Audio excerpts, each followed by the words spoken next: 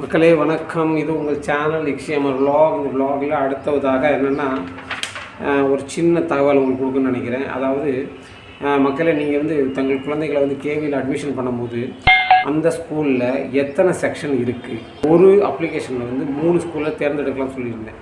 So நீங்கள் என்ன பண்ணுறீங்க, உங்களுடைய ஸ்கூலில் எத்தனை செக்ஷன் இருக்குது, அதாவது உங்கள் நியர்பை ஸ்கூலில் இல்லைனா நீங்கள் 2-3 ஸ்கூலில் அப்ளை பண்ண போகிறோன்னா அந்த ஸ்கூலில் வந்து எத்தனை செக்ஷன் இருக்குதுன்னு அதை பார்த்துக்கோங்க. ஏன்னா நம்பர் ஆஃப் செக்ஷன் அதிகமாக இருந்தால் உங்களுக்கு சான்சஸ் அதிகம்.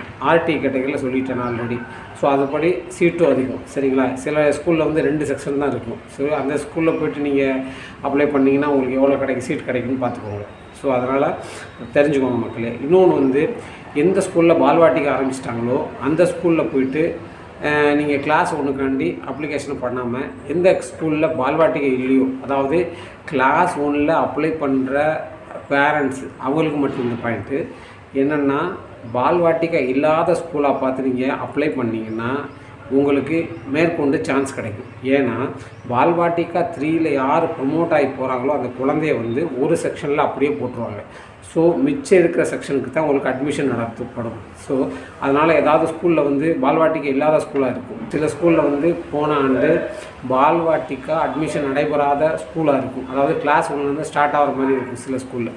அந்த ஸ்கூலாக பார்த்து சூஸ் பண்ணி நீங்கள் பண்ணிங்கன்னா உங்களுக்கு சான்சஸ் அதிகம். சரிங்களா மக்களே?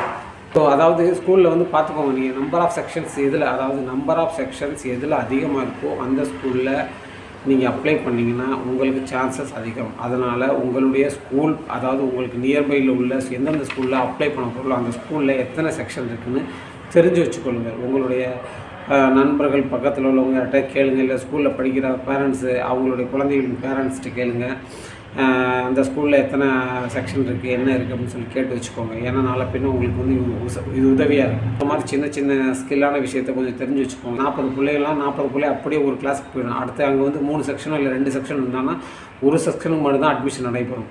ஸோ அதனால் அதையும் யோசிச்சுக்கோங்க. ஸோ பண்ணும்போது தெளிவாக பண்ணுங்கள், எதுவும் தப்பாக பண்ணிடாதீங்க. சரிங்களா மக்களே? வெயிட் பண்ணுங்கள். இன்னும் அட்மிஷன் டேட் வரலை, வந்தோன்னே நான் சொல்கிறேன், உங்களுக்கு நோட்டிஃபிகேஷன் சொல்கிறேன். வெயிட் பண்ணுங்கள். எல்லா உள்ள டாக்குமெண்ட்ஸ் ரெடி பண்ணி வச்சுக்கோங்க. ஃபேஸ்புக் பேஜ் ஒன்று இருக்குது. சரிங்களா? இதே பேரில் அமர்னான்னு சொல்லிட்டு. ஸோ நீங்கள் அதிலையும் போய்ட்டு கமெண்ட் பண்ணலாம், கேட்கலாம். அதிலையும் பண்ணுறேன் சேம். ஸோ அதையும் ஃபாலோ பண்ணிக்கோங்க. மற்றபடி வேறு ஏதாவது டவுட் இருந்தால் கேளுங்க மக்களே. தொடர்ந்து பயணிங்க. நன்றி, வணக்கம்.